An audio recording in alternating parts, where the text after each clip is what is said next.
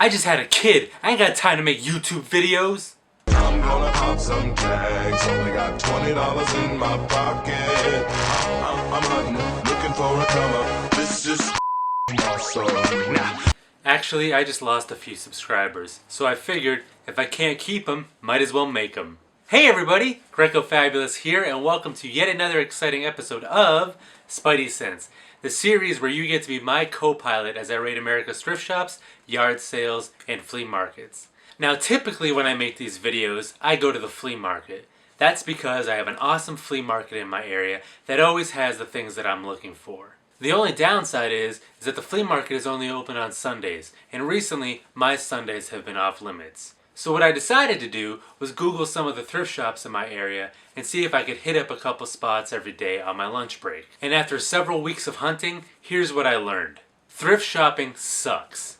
Now remember when I said that I could get everything I ever wanted in a couple hours at the flea market? Well, thrift shopping is like being in a long-term relationship with a girl that doesn't put out. A lot of effort, little payoff. At first I was excited. I googled thrift shop and a million things in my area came up. Little did I know that half of them were out of business. What are you supposed to do? Call ahead and be like, oh hey, I wanted to see if you still exist? Secondly, there needs to be some kind of universal language when you're talking thrift. I've seen these places come up under so many different names. Thrift shops, pawn shops, antique stores, consignment shops, estate stores, resale stores, and depending on who you go to, they all mean different things. And you can't just assume, because then you're gonna miss out on something. I can't tell you how many times I walked into a thrift shop and all it was women's clothing. Do you know how awkward that is? And then at that point you're stuck. It's like, okay, do I walk in, walk out, or do I actually scan the store and then leave? No matter what you do, you're a total creep. So most of the places were complete busts. The pawn shops in my area were only interested in jewelry and electronics. I ran into some smaller shops which do carry anything they can get their hands on, but they're really hit and miss because of the small amount of inventory that they carry. One of the cool things about thrift shopping though is when you find spots that aren't on your radar. That's another thing that bothers me about the thrift shops in my area. They just don't advertise. How can I give you my money if I don't know you exist? I did find this cool antique shop. They actually had some of the things I was into. Hey, do you work here? See something? Yeah, there's some comic books on this side. Okay. I would like to look at. Thank you. Yeah, found the jackpot. Yeah, jackpot of There was nothing in there that I wanted. And it was really annoying because the whole time that I was digging, the lady stood there and watched me. Anyways, other than the short glimmers of hope that I might find something I'd be interested in, it turned out to be a pretty average antique shop. Lots of old things that are overpriced. By the way, you might have noticed that this footage isn't on par from what you're used to seeing from my Spidey Sense videos. That's because, unlike at the flea market where I can wear a backpack and strap a camera to myself, I can't pull that off in a thrift shop. They're gonna think you're stealing. So I had to employ the little cell phone in a pocket trick, which, surprisingly enough, doesn't produce that great of results. I don't care though, I'm still gonna monetize these videos. So anyways, it wasn't all doom and gloom. I did find this one place that seemed to carry a lot of things that I was into. However, my heart sunk once I realized that this is one of the guys that I see regularly at the flea market. This guy's notorious for having a really unorganized mess of a place to the point where you can't even dig through his stuff. And on top of that, his prices are outrageous. Like we're talking trying to sell broken Transformers for like 50 bucks. So once I realized it was him, I was like, oh man, this is gonna be a waste of my time. But I figured I'd still give it a shot. So I was just like, hey buddy, I'm into G1 Transformers. What do you got for me? And to my surprise, he actually went out back and he grabbed a few. So after looking over his inventory, the only figure that was in decent shape and had a decent price was this guy right here. Warpath. And if you guys aren't familiar, Warpath is an Autobot who transforms into a tank. So here he is in robot mode. And there he is in tank mode. Now he's not the most exciting or recognizable Transformer. Like when I got back to work and I was really excited and wanted to show my coworkers what I got, they were like, what is that, a McDonald's toy? So this guy was priced at $5. For a G1 Transformer, can't beat that. So the next spot where I made a purchase was at a small local flea market. Okay, yeah, I know at the beginning of this video I was all like thrift shop, thrift shop, thrift shop, but this doesn't count, okay? It's not my regular flea market, and it's something they just throw together like 3 times a year. It's really not that exciting. You guys are about to witness history in the making. Greco Fabulous buying a comic book. Would you let this go for 5? How about 7? Because we usually make them lower than what they're worth. I mean, you're pretty much on point with this one, though. But it's not really a hard book to find. So, to me, it's worth. 6. You want to do 6? All right, I'll do 6. So for $6, I walked away with a near mint copy of Superman, the Man of Steel, number 18, the first appearance of Doomsday. Now this is one of those key issues that most long-term collectors have, and that it shouldn't be that hard to get a hold of if you really want it. But it's actually the first time that I ever seen it out in the wild. So now I've spent $11 and I'm down to my last 9. And when I strolled into this random antique shop, I really thought I hit the jackpot. We used to have a ton. My father used to collect the shaker things. And I guess McDonald's goes out of business. How many McDonald's go out? Alright, not go out of business, but when they... An original Ecto-1 toy car from the real Ghostbusters cartoon show. Now at first I was really excited to find this, but upon closer inspection, it was in pretty rough shape. It was dirty, the stickers were faded and torn, the trunk door wouldn't fit in anymore because the casing of the actual car needed to be snapped back into place. And obviously there were some pieces missing. But if I could get this for like $5, I was gonna go for it. So I went up to the guy and I asked him, what are you looking for this Ghostbusters car? Because there wasn't a price tag on it.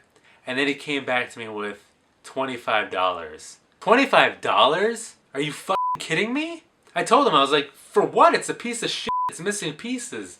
And then he was like, yeah, but it's Ghostbusters. Yeah, I know it's Ghostbusters. That's why I'm interested in it. But it still doesn't change the fact that it's a POS. And when you're that far apart in price, you just gotta walk away. But I guarantee you, I'm gonna go back into that place in a month, and that car is still gonna be sitting there, rotting and unappreciated.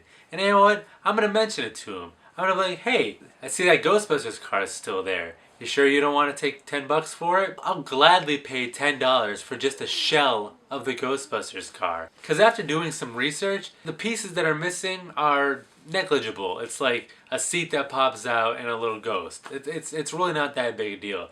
No one's gonna look at that on my shelf and be like, hey man, that's not the Ecto-1. Where's the interior, dog? So, hopefully in a month I have a success story to tell you guys. So at this point I was just ready to give up. I had already spent weeks driving to so many different locations, sometimes going there multiple times, and it just wasn't working out for me. But while driving around I just so happened to run into a random yard sale. So there wasn't much I was interested in, but at one point something literally dropped out of the sky that caught my attention. Boom! Check that out. Now I'm not sure how old this thing was, but I showed it to my father-in-law and he was like, oh man, I remember throwing these around in the parking lot when I was a kid. Now obviously this is supposed to be like a nuclear warhead or, you know, a missile of some type. And what you actually did was you put some cap strip paper right here. I'm lifting this up. You put that right there, clamp it down, and then you throw this up in the air, and when it lands, it snaps the cap and makes a banging sound. So that was really cool. I got a bunch of them in different colors and sizes. And on top of that, I got a bunch of the roll caps that I was talking about. And I'm really excited because not only can I use these with these toys, but I can actually use it in my my Ed 209 from Kenner. So that was really cool. But on top of that, I also got this guy. A Gorilla Booby Trap by Mattel. Now this thing is really cool. You're probably looking at it like, what the hell is that? I wasn't sure when I bought this what it was either. But I did some research after the fact, and this is actually a military toy made by Mattel in 1963. So this guy's over 50 years old. So here's how it works. Here is where you load some of that cat paper. So after that, you go ahead and arm this by bringing this down and first putting it in the safety position.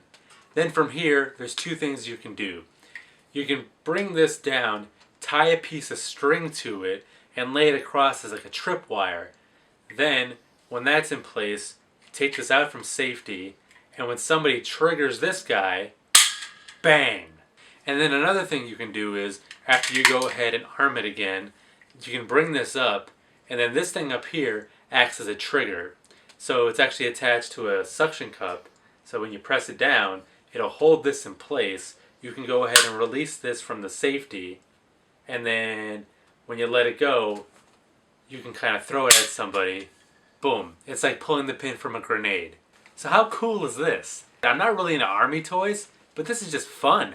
Role-playing. And I got this all for a whopping $1. So if you're having trouble envisioning the fun that I'm describing, let's play something called Perception versus Reality.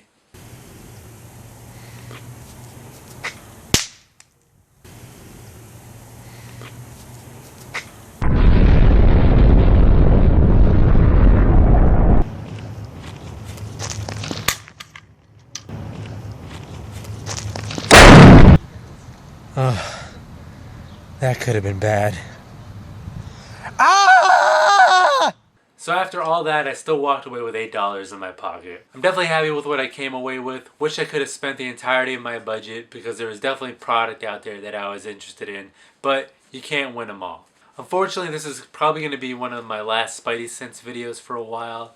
As I mentioned, we did have a new addition to our family. So now I have 2 daughters, and now everyone tells me how quickly I'm going to age because of that. Which is fine. I mean, I already got this George Clooney salt and pepper look going on anyways. So obviously I'm not going to have a lot of free time or money to just go gallivanting to flea markets and, yard sales for a while. Hell, after this I probably won't be editing for a while either. So my videos are going to start to look terrible just like yours.